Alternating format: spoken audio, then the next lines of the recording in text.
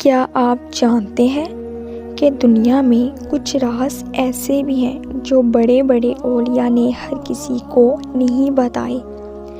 کیا آپ نے سوچا ہے کہ وہ کون سا عمل تھا جس نے فقیری کو بادشاہی میں بدل دیا، آنسوؤں کو مسکراہٹ میں تبدیل کر دیا اور اندھیروں کو روشنی میں بدل دیا؟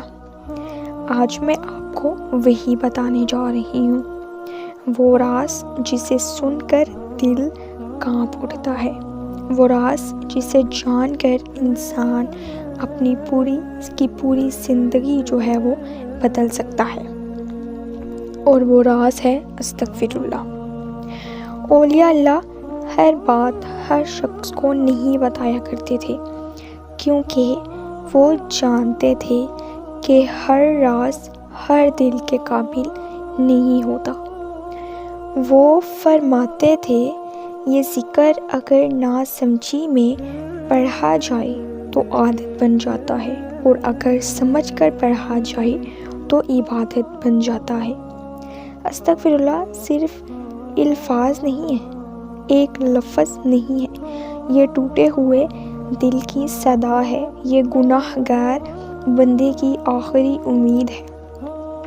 استغفار کا اصل مطلب صرف میں معافی مانگتا ہوں یہ بالکل بھی نہیں ہے، بلکہ اس کا مطلب ہے، اے اللہ میں اپنی کمزوری مانتا ہوں، میں اپنی خطائیں مانتا ہوں، میں تیری رحمت کے بغیر کچھ بھی نہیں۔ یہ لفظ انسان کو انا سے نکال کر عاجزی میں لے جاتا ہے۔ ناظرین، اکثر لوگ پوچھتے ہیں اولیاء کرام اتنے بلند مقام پر کیسے پہنچے؟ جواب بہت ہی سادہ ہے مگر بہت گہرا بھی ہے۔ وہ استغفر اللہ کو سانسوں کی طرح پڑھتے تھے۔ وہ گناہ ہونے کے بعد نہیں بلکہ گناہ کے خوف سے استغفر اللہ کرتے تھے۔ حضرت حسن بصری رحمۃ اللہ علیہ کا مشہور واقعہ میں آپ سب کے ساتھ شیئر کرنا چاہتی ہوں، اور شاید آپ لوگوں نے اس کو پہلے بھی سنا ہو۔ آپ کے پاس ایک شخص آیا اور کہنے لگا، میرا رزق تنگ ہے، مجھے کوئی ایسا عمل بتا دیجیے جس سے رزق کے دروازے کھل جائیں۔ آپ رحمۃ اللہ علیہ نے فرمایا، استغفر اللہ پڑھو۔ دوسرا آیا اور کہا، حضور میری اولاد نہیں ہو رہی۔ آپ نے پھر فرمایا، استغفر اللہ پڑھو۔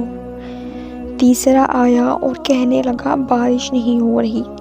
آپ رحمۃ اللہ علیہ نے پھر ایک ہی جواب دیا، استغفر اللہ پڑھو۔ لوگ جو وہاں پر موجود تھے حیران ہو گئے اور پوچھا کہ حضور ہر مسئلے کا ایک ہی حل کیوں بتا رہے ہیں؟ آپ رحمۃ اللہ علیہ نے اس پر ان کو سورۃ النوح کی آیت پڑھ کر سنائی۔ میں آپ کو اس کا ترجمہ جو ہے وہ تھوڑا مفہوم کے ساتھ بتا دیتی ہوں۔ وہ یہ تھی کہ استغفر اللہ کرو، اللہ آسمان سے بارش برسائے گا، رزق دے گا، اولاد دے گا۔ اولیاء کہتے تھے، استغفر اللہ صرف گناہ معاف نہیں کرتا بلکہ آنے والے گناہوں سے بھی بچاتا ہے۔ یہ وہ راز ہے جو بہت کم لوگوں کو معلوم ہے۔ جو شخص استغفر اللہ کو معمول بنا لیتا ہے، اس کا دل نرم ہو جاتا ہے، اس کے فیصلے درست ہو جاتے ہیں، اس کی دعائیں خود بخود قبول ہونے لگتی ہیں۔ دیکھیں، جیسے لوہے پر زنگ لگ جاتا ہے ویسے ہی دلوں پر گناہوں کا زنگ لگ جاتا ہے۔ نبی کریم صلی اللہ علیہ وآلہ وسلم نے فرمایا، دلوں پر زنگ لگ جاتا ہے اور اس کا علاج استغفار ہے، یعنی اپنے دل پر سے گناہوں کا زنگ ہٹانے کے لیے، زنگ آلود دلوں کو پاک کرنے کے لیے استغفار پڑھیں، کثرت سے پڑھیں۔ یہی وجہ ہے کہ اولیاء اللہ زیادہ نوافل سے پہلے زیادہ استغفار پڑھتے تھے۔ اکثر اولیاء رات کے آخری پہر میں نہ زیادہ دعا مانگتے تھے اور نہ زیادہ فریاد کرتے تھے، بس خاموشی سے کہتے تھے، استغفر اللہ، استغفر اللہ، استغفر اللہ، کیونکہ وہ جانتے تھے یہ لفظ اللہ کو بہت پسند ہے، سب سے زیادہ پسند ہے۔ ایک بہت بڑا راز یہ بھی ہے کہ استغفار تقدیر کو بدل دیتا ہے۔ جو چیز لکھی جا چکی ہوتی ہے وہ دعا اور استغفار سے بدل سکتی ہے۔ اولیاء فرماتے تھے، جو شخص اپنی غلطی مان لیتا ہے اللہ اس کی سزا کو رحمت میں بدل دیتا ہے۔ اولیاء اللہ عورتوں سے فرماتے تھے کہ تمہارے ہتھیار آنسو نہیں بلکہ تمہارا سب سے مضبوط ہتھیار استغفر اللہ ہے۔ تم استغفر اللہ پڑھو، تمہاری زندگی سے غم پریشانی ختم ہو جائے گی، تمہارا ٹوٹا ہوا دل جڑ جائے گا۔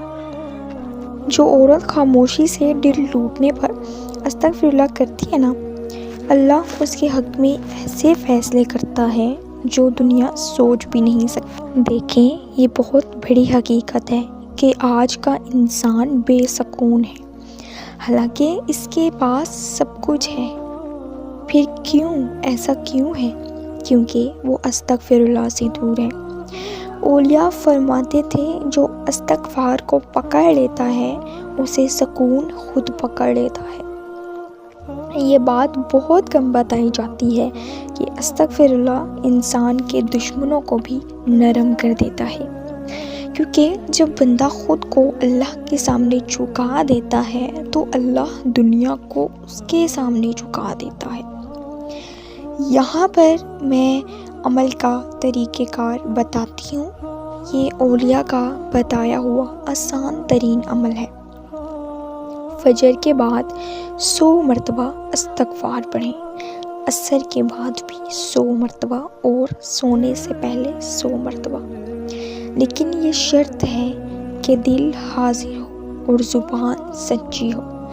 دیکھیں، اگر آپ قرض میں ہیں، رشتوں میں الجھے ہیں، بیماری میں مبتلا ہیں، دل سے ٹوٹے ہوئے ہیں، تو آج سے صرف ایک کام کریں، استغفار کو اپنا ساتھی بنا لیں۔ دیکھیں، یہ وہ راز تھا جو اولیاء ہر ایک کو نہیں بتاتے تھے، لیکن اگر آج یہ آپ تک پہنچ گیا ہے تو پھر سمجھ لیں اللہ آپ کو واپس بلانا چاہتا ہے۔ اس لیے آج یہ فیصلہ کریں کہ میں